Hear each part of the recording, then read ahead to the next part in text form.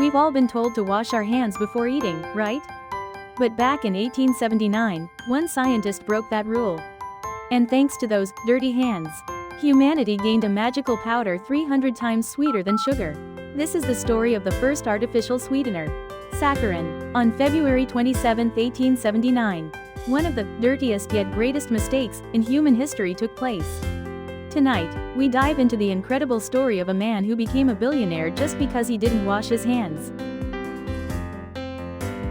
Konstantin Fahlberg, a young chemist at Johns Hopkins University, was deeply immersed in the tedious research of finding new chemical reactions from coal byproducts.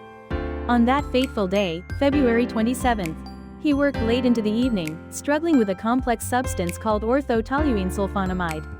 Starving, he rushed home and grabbed a piece of bread, without even taking off his lab coat. As he chewed, he froze. Is the baker crazy? Why is this so sweet? He rinsed his mouth and wiped his lips with a napkin, only to find the napkin tasted sweet too. He realized the sweetness wasn't coming from the food, but from his own hands. He sprinted back to the lab and, like a madman, began tasting the solutions in the beakers. That's when he found it.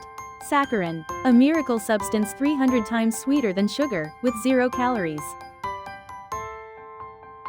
Initially, Fahlberg published a paper with his supervisor, Ira Remsen. However, Fahlberg was also a very shrewd businessman. He immediately recognized the commercial value of this substance and, in 1884, secretly filed for patents in Germany and the US without Remsen's knowledge. Professor Remsen was absolutely livid. He spent the rest of his life despising Fahlberg, calling him a scoundrel. But the law was on Fahlberg's side. He built the world's first saccharin factory in Magdeburg, Germany, and began accumulating massive wealth. At a time when sugar was a luxury, saccharin was hailed as the poor man's sugar and became an overnight sensation.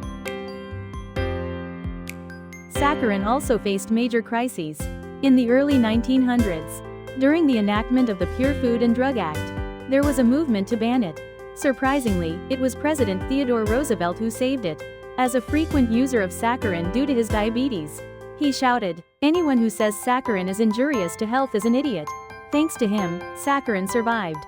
In the 1970s, it faced another ban after a study suggested it caused bladder cancer in rats. However, later research proved that those results were specific to rats and didn't apply to humans. It wasn't until the 2000s that saccharin was finally cleared of all charges and officially recognized as safe. Today, saccharin is indispensable to hundreds of millions of diabetics and dieters worldwide. What if, 140 years ago, Fahlberg had been a germaphobe and washed his hands thoroughly?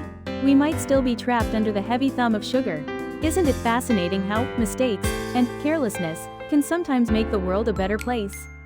If you enjoyed this video, don't forget to subscribe and hit the like button. Thanks for watching.